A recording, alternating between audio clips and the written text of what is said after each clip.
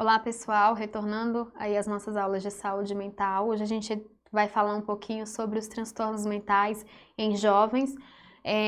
Vamos seguir aqui no slide. Foi realizado um estudo, né, no HC. O HC é o Hospital das Clínicas lá em São Paulo. E aí foi realizado esse estudo com jovens que apresentavam transtornos mentais, eram jovens internados na enfermaria de psiquiatria, né, para determinar qual que era a prevalência, né, do uso aí de substâncias psicoativas, tanto lícitas quanto ilícitas, tá? E aí dentro dos pacientes que estavam internados, eles tinham aí um quantitativo de 122 pacientes, e dentro desses 122, 42 tinha aí uma idade de até 22 anos de idade. Então, mostrou o quê? Que 44,4% desses jovens, eles apresentaram transtornos psicóticos. 69%, ou seja, mais da metade, fizeram uso de substância psicoativa na vida. Então, dentro dessas substâncias, utilização da maconha, o maior número que a gente tem, utilização de álcool, cocaína inalada, cocaína fumada, o crack, alucinógenos, cigarros de tabaco e inalantes. Então, dentro do estudo, os pacientes com morbidades apresentaram aí um grau de dependência para essas substâncias há aproximadamente 4 anos aí, né? E outros apresentavam transtornos com uma média aí de 1,6 anos, né? A média aí de anos aproximadamente. Quando a gente traz aí a associação do tabagismo para esses pacientes com transtornos mentais graves, a gente observa uma elevada prevalência, né? Um elevado número aí, uma limitação na abordagem da dependência desse paciente, né? Ações na psicopatologia, por exemplo, melhora da letargia e funções cognitivas, quando a gente entra com ações de psicopatologia, viu? Redução de efeitos colaterais, redução da ansiedade, a gente tem problemas aí como, por exemplo, uma elevada morbimortalidade precoce, porque muitas das vezes não consegue aderir ao tratamento, né? E a interferência dos psicofármacos, por conta ali que o corpo ainda tem a presença, né, da substância, e isso faz com que tenha uma interferência aí na metabolização dos fármacos. A gente tem dentro do nosso campo aí, né, da saúde, a gente tem vários locais que realizam o atendimento desses pacientes. Então a gente tem aí a rede articulada, ágil, flexível e bem resolutiva. Então a gente tem as unidades básicas de saúde, em que esse indivíduo ele pode procurar para dar seguimento no tratamento, ou até mesmo para a unidade básica encaminhar esse indivíduo para um local, né, que possa ajudar. A gente tem os ambulatórios especializados, né, em transtorno mental associado aí com a utilização das drogas. A gente tem o hospital psiquiátrico, que muitas das vezes é em casos mais graves, em casos em que os pacientes precisam ficar internados, contidos aí, né? A gente tem os grupos mútuos de ajudas, então aqueles grupos lá, por exemplo, Alcoólicos Anônimos, né? Aqueles grupos para a realização do tratamento.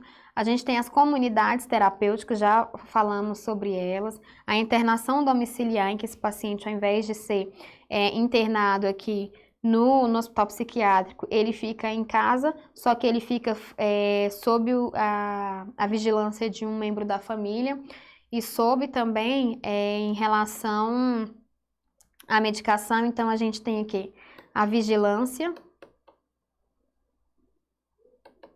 e a introdução de medicação para controle desse paciente. A gente tem também, né, o hospital psiquiátrico, ele faz essa associação com os grupos de mútua ajuda e com a internação domiciliar, além de fazer uma associação com a comunidade terapêutica.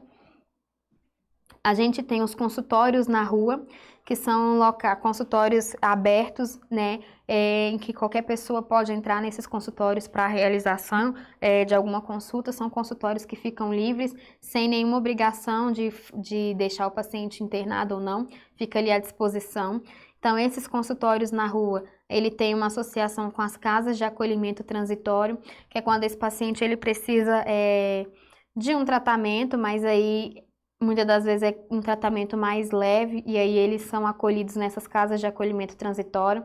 Às vezes, dentro desse âmbito, a gente tem alguns moradores de rua que são usuários de drogas, e aí eles recorrem ao consultório de rua, e eles são encaminhados para essas casas de acolhimento, tá?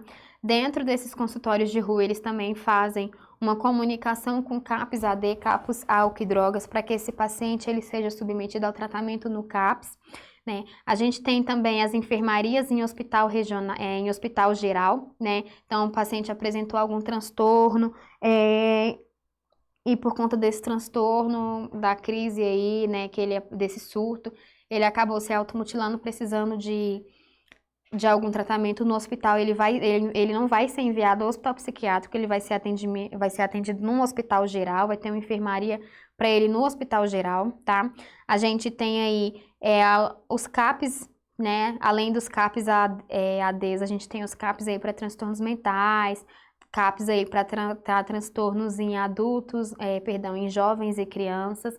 A gente tem o serviço de emergência que, quando acionado, é levado aqui para o hospital geral. Do hospital geral, esse indivíduo ele vai ser encaminhado para um CAPS ou para um ambulatório ou para uma unidade básica de saúde ali do seu município, da sua região. A gente tem também aí dentro desse processo, quando a gente fala, vocês percebam que a gente tem interligação desses locais, né? E aí quando a gente tem essas interligações, a gente tem o que a gente chama de quê? Vocês viram que é uma rede. É uma rede hierarquizada. Isso aí é bom vocês anotarem, tá? É uma rede hierarquizada, integralizada. Vocês vão ver que a gente tem um tratamento do indivíduo de forma holística, porque avalia os âmbitos aí de família, de comunidade, né, que é o social, e do próprio indivíduo, do próprio cliente. A gente tem aí também o tratamento que a gente chama de multiprofissional, porque vocês vão perceber que uma vez que esse indivíduo ele passa pelo hospital geral, ele vai ter a presença de uma equipe multiprofissional. Além disso, vai ter aí, né, o uso de medicações que podem ser feitos até mesmo no hospital geral.